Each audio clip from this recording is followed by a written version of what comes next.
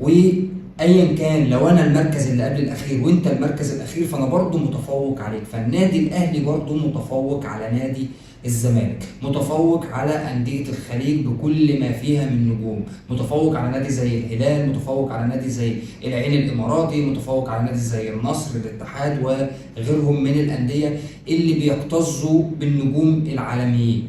ده طبعا مش تقليل من نادي الزمالك، لا ابدا خالص، شد حيلك بس ان شاء الله هتوصل للمركز ال 68 السيزون الجاي. فالنادي الاهلي لما يبقى متصدر افريقيا، متصدر انديه العرب، ال20 على مستوى العالم. انت عارف ال20 على مستوى العالم دي يعني ايه؟ يعني سابق انديه في الدوري الانجليزي، في الدوري الالماني، في الدوري الايطالي، في الدوري الاسباني، في الدوري الفرنسي، الخمس دوريات الكبرى. النادي الاهلي سابق انديه بفرق مراكز كبيره ومراكز كتيره